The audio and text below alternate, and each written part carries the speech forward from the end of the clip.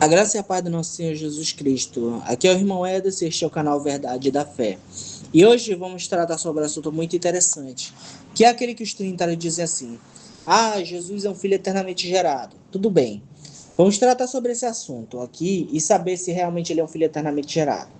Só que antes de começar, eu vou pedir que você deixe seu like, se inscreva no canal, ative o sininho da notificação para ficar por dentro de tudo que sempre chega de novidade aqui no canal. Vou pedir para você compartilhar com os amigos e familiares e comentar aqui o que você achou sobre esse estudo bíblico aqui. E sem mais delongas, vamos para o vídeo. Vamos começar aqui afirmando claramente que não existe um versículo sequer que diga que Jesus é um filho eternamente gerado. Na verdade, existem versículos contrários. Eu lembro de Tertuliano e Adversos Praxis, eu vou até comentar sobre isso daí. Me lembrem que eu tenho que fazer uma maratona para vocês sobre a obra Adversos Praxis, tá bom? Ele dizia do seguinte modo: quando ele questiona a respeito das falas de Cristo, ele diz assim: se Cristo fosse o Pai, por que ele não disse eu, mas falava do Pai? Esse é um ponto muito interessante, porque isso era uma menção que ele estava pedindo no Antigo Testamento. Ele estava pedindo uma referência do Antigo Testamento que mostrasse alguma profecia bíblica que confirmasse a ideia de Praxis de que Deus era que viria a se manifestar ao povo. Mas o que eu acho que ele não considerou era Jeremias 3:19, que diz do seguinte modo: olha o que o Senhor vai dizer. Mas eu a mim me perguntava. Ele se perguntava para ele mesmo, para sua própria pessoa. Ele não diz eu falava na minha consciência nem nada do tipo.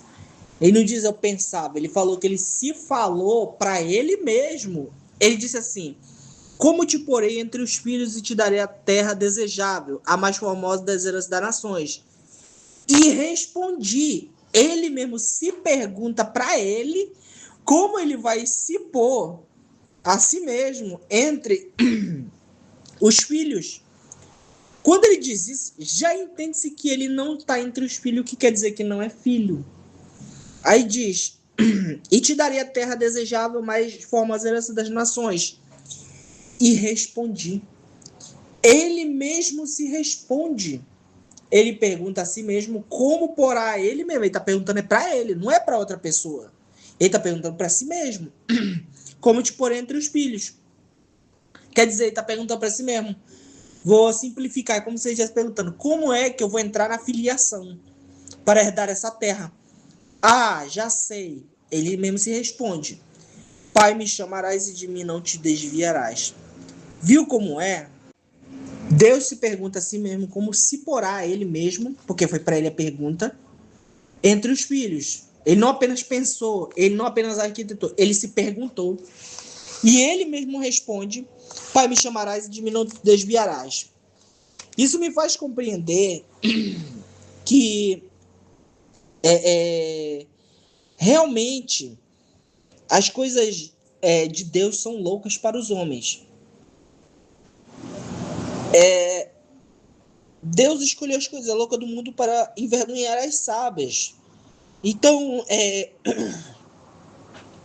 as coisas de Deus não se dá para compreender de forma tão simples.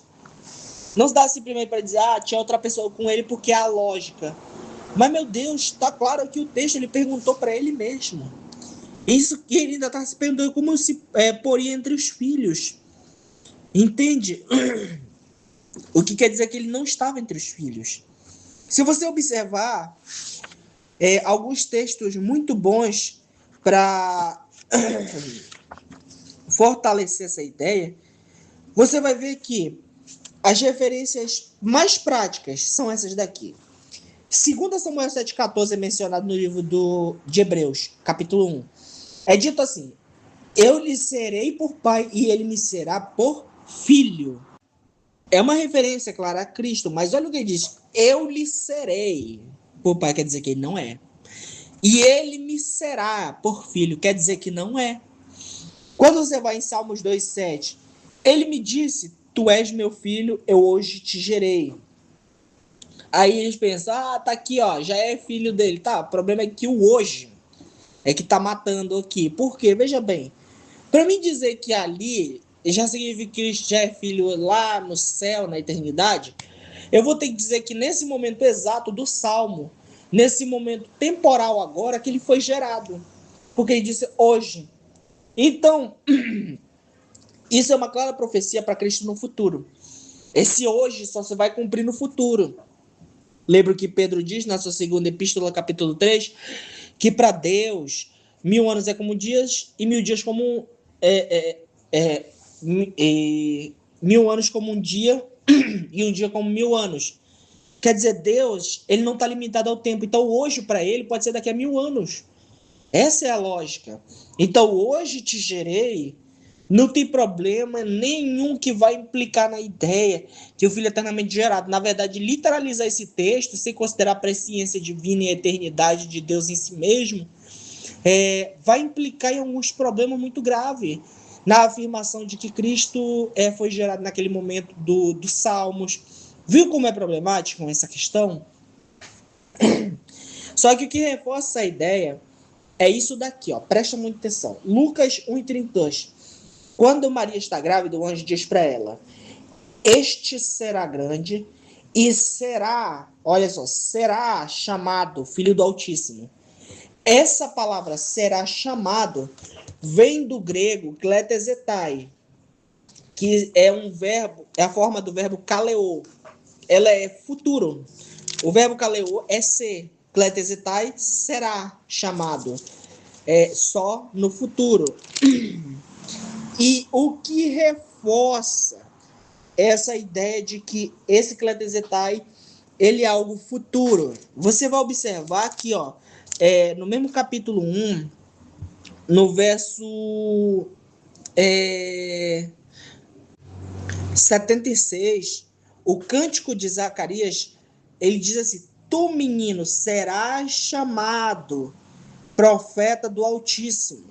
Para mim dizer que esse verbo, mesmo verbo aqui, kletezetai, para mim dizer que esse verbo aqui, será chamado, é algo que não implica em algo futuro, mas já eu vou ter que dizer que João Batista já era profeta de Deus desde a eternidade. Mas aqui não, aqui é claro, será chamado só no futuro, mesmo o verbo sendo utilizado no verso 76. Ou seja, assim como João Batista passaria a ser chamado profeta do Altíssimo, Jesus também passaria a ser chamado filho do Altíssimo, que quer dizer que não era um filho eternamente gerado. Você vai observar que no verso 35 de Lucas, ele diz assim, ó: respondeu-lhe o anjo: descerá sobre ti o Espírito Santo, e o poder do Altíssimo te envolverá com sua sombra. Por isso o quê? Por isso porque o Espírito Santo desceu e o poder do Altíssimo a envolveu com sua sombra. Por isso também o ente santo que há de nascer será chamado filho do Altíssimo. É porque ela foi envolvida pelo Espírito Santo, que fez gerar dentro dela esse ente. É por isso que ele é chamado filho do Altíssimo. Mas observe que ele é gerado pelo Espírito Santo, mas o Trinitário desconsidera isso. Aí, se você for mais a fundo, você for lá em Romanos, capítulo 1, verso 4, ele diz assim: e foi designado filho de Deus. Ó, foi designado. Ele não é desde a eternidade, ele foi designado filho de Deus, com poder segundo o Espírito da Santidade, pela ressurreição dos mortos, a saber, Jesus Cristo, nosso Senhor. Ele foi designado filho de Deus, no tempo, não fora do tempo. Se você for no capítulo 9, olha o que Paulo vai falar acerca de Cristo. Ele diz assim, ó: são israelitas, pertence-lhes a adoração e também a glória, as alianças, a legislação, o culto e as promessas. Deles são os patriarcas, e também deles descende o Cristo segundo a carne, o qual é sobre todos Deus, bendito para todos sempre, amém. Quer dizer, Cristo, como homem, é designado filho de Deus, mas é sobre todos Deus. Ele é designado só quando nasce, segundo o próprio anjo. O ente santo que há de nascer será chamado filho de Deus. Então, é muito simples de compreender que essa filiação não é eterna, não é filho eternamente gerado. Não existe essa expressão nas escrituras. Isso é um arranjo teológico para ratificar a ideia da Trindade. Porém, Jesus Cristo, ele é sempre foi e sempre será Deus, mas como filho, ele é constituído no tempo. Então, eu vou ficando por aqui. Espero muito que você tenha gostado desse vídeo. Espero muito ter te ajudado a compreender um pouco mais sobre a unicidade de Deus. Até o próximo vídeo e tchau.